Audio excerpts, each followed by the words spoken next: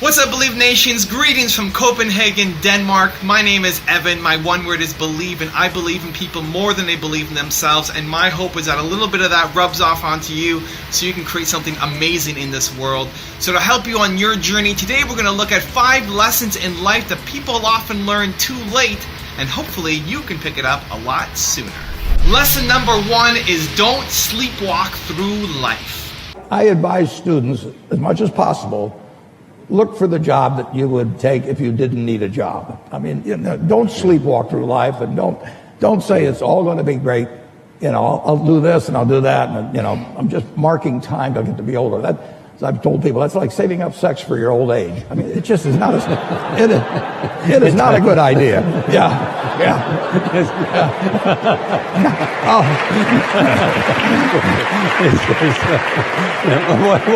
What are you urging them to do? I'll explain it.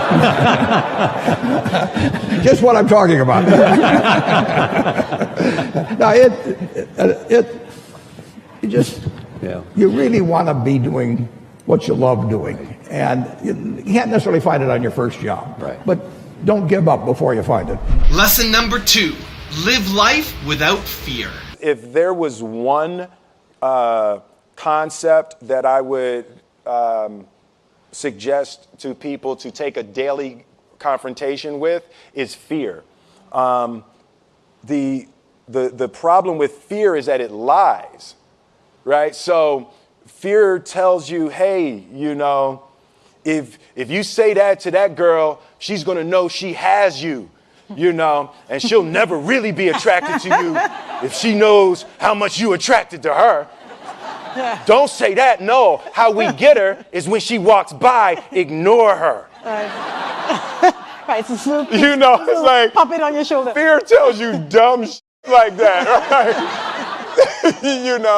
So for me, the daily confrontation with fear has become a real practice for me since about three years ago. I went skydiving in Dubai, right? And skydiving is a really interesting confront with fear, right? So I gotta stand up. I'm sorry, I gotta stand up. All right. So all your friends, what happens? You go out. I dropped my thing. So what happens is you go out the night before, and you take a drink with your friends, and somebody says, "Yeah, we should go skydiving tomorrow." And you go, "Yeah, we'll go skydiving tomorrow." Yeah. And you go, "Yeah," and everybody goes, "Yeah," right? And you go home and you by yourself. You're like, right? You're like, well, yeah, I mean, they was drunk too. Right, so maybe they not, maybe, I mean, we don't have to go. We don't have to do it. So then that night you're laying in your bed and you just keep, and you're terrified. You keep imagining over and over again jumping out of an airplane, and you can't figure out why you would do that, right? And you're laying there and you have the worst night's sleep of your life, but you still have the hope that your friends were drunk, right?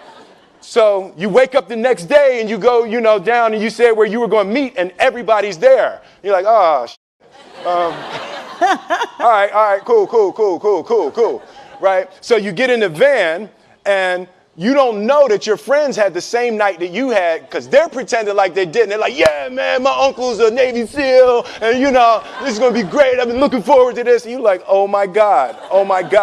And your stomach is terrible. You can't eat and everything, but you don't want to be the only punk who doesn't jump out of this airplane.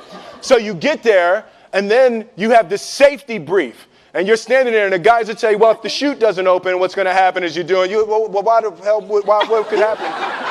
That the chute wouldn't open, right?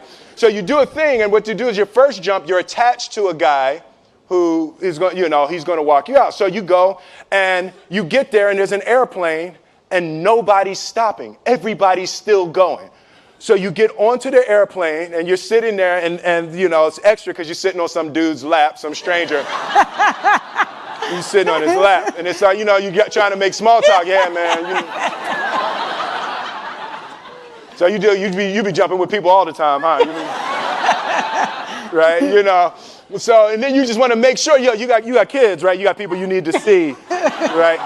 You just want to make sure he's serious, right? So you get in there. So everything's normal. So you fly and you go up, you go up, you go up, you go up to 14,000 feet. And you notice there's a light. It's red and it's yellow and green, right? So right now the light's red. So then you start thinking at some point the light's going to go green, but you don't know what's going to happen, right? And you wait and it goes yellow and the light goes green and somebody opens the door. And in that moment you realize you've never been in a freaking airplane with the door open. Right? Terror. Oh, sorry, I'm spitting. I'm sorry. Oh, sorry. No, terror, terror, terror, terror, right?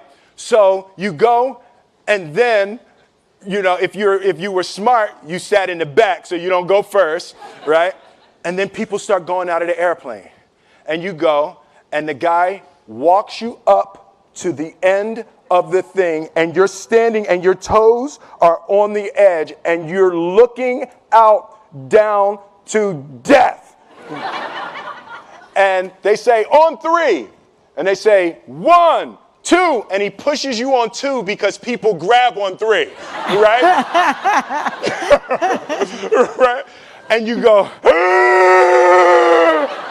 and you fall out of the airplane, and in 1 second, you realize that it's the most blissful experience of your life. You're flying, right? It doesn't feel like falling, right? It's like you actually are kind of held a little bit by the wind, and then you start falling, and there's zero fear. You realize that the point of maximum danger is the point of minimum fear. It's bliss. It's bliss. And you're flying. Right? And you're doing that. And then 20 seconds, 25 seconds, 40 seconds. And you have enough time to just kind of be like, oh, that's that building. I like that one. Oh, you can see the ocean. Right? You start doing all of that. And the lesson for me was, why were you scared in your bed the night before? What do you need that fear for? Just don't go. Why are you scared in your bed 16 hours before you jump? Why are you scared in the car? Why could you not enjoy breakfast? What did you need that? The fear is fear of what? You're nowhere even near the airplane. Everything up to the stepping out, there's actually no reason to be scared. It only just ruins your day. You don't have to jump. And then in that moment, all of a sudden, where you should be terrified is the most blissful experience of your life. And God placed the best things in life on the other side of terror. On the other side of your maximum fear are all of the best things in life. Lesson number 3, stop complaining. What if I told you this was the last Monday morning of your life? What if I told you you died this week? Would you complain about your crap job or that test you don't want to take? I doubt it. You would go much higher level thinking. Well, that's really what it takes. It takes understanding that if you're not pumped right now, if you're begrudging what you're about to do, if you're not looking forward to it, look, I respect practicality. You gotta go through school because your parents want to. You gotta pay your rent. You got student loans. I get it. But please recognize the world we're living in. We're living in a world where there's so much more opportunity. This internet thing created way more opportunity for all of us. Way more. I mean, look, you might not even be alive. Like, your mom and dad could have had sex like 3 minutes later and you wouldn't even exist, and you're complaining. You could have ended up being a bus, a tree. I just don't get the mentality of being head down sad on a Monday morning. I'm gonna make Monday morning my I'm gonna make you Saturday Monday morning. That's what I wanna do every morning, and that's what I want from you. Please, take a step back and think about how awesome it actually is. And then recognize that you can attack the world in a totally different way because you were lucky enough to be born during this era. Lesson number 4, know your destination. Imagine we're standing in a big empty room, right? And we're standing in one corner, and I give you a simple instruction. I want you to go to that corner in a straight line, right? Off you go, no big deal, right? Without telling you, I slip a chair in front of you. What do? You go around the chair. Now you just disobeyed what I told you to do. I told you to go to that corner straight line. But this is the amazing things about human beings, which is when we're given a clear destination, we use our own creativity and our own sense of innovation and our own problem-solving abilities to overcome obstacles to get to the destination. In other words, the destination is more important than the route, right? We are flexible about the route. We are obsessed with the destination. Reset. We're standing in the corner together, and I give you a simple instruction. Go somewhere in this room in a straight line. And you say to me, well, where do you want me to go? I'm like, I don't know. You're smart. Figure it out. Go in a straight line. And so you pick a point, and you start walking. And without telling you, I put a chair in front of you. And what do? You come to a grinding halt. And I say, what did you stop for? You go, well, you put a chair in front of me. Or you'll make a sudden turn and go in another direction, right? And this is the problem. It's the same obstacle. The difference is when you have a clear destination, the obstacles become easy to overcome. When you don't have a clear destination, you keep coming to a grinding halt. And what we do in our companies is we're counting the steps we're taking along the route, but we're never looking at the destination, right? So a company says, made $1 million this year, we were only planning on making 800,000. Like we took 10 steps, we're only planning on taking 8. Where are you going? No clue, right? We count the steps. And so the point is that people want to feel that the effort that they're exerting actually are moving somewhere. And so successful measurement, successful recognition is not just for the steps you take. It's not just for the effort. It's that the effort you exerted moved us closer to where we're trying to get to. And that get to should be some crazy ideal. My ideal is to live in a world in which the vast majority of people wake up every single morning, inspired to go to work and fulfilled by the work that they do. And the couple of measurements that I use are if the book is selling, and by the way, people ask me, how many have you sold? I have no clue. I've never asked the publisher because I don't care. I really don't care how many I've sold. What I care about is the Amazon rankings and that those are going steady or up and not plummeting, because that means other people, right? Because I don't have a publicist, I don't have a marketing strategy on purpose. I didn't hire one of those companies to sell the book for me. And the reason is because I'm not interested in book sales. I'm interested in the spreading of an idea. And so I just use that as a metric to help me understand, am I sort of marching because the more I preach, is it resonating? And so you have a couple of these imperfect measurements that help you understand, are you going along the way? So it's not just great effort, look what you achieved, because that's what we're doing now. Right? Our goal is to increase top-line revenues by $50 million. For what reason? Right?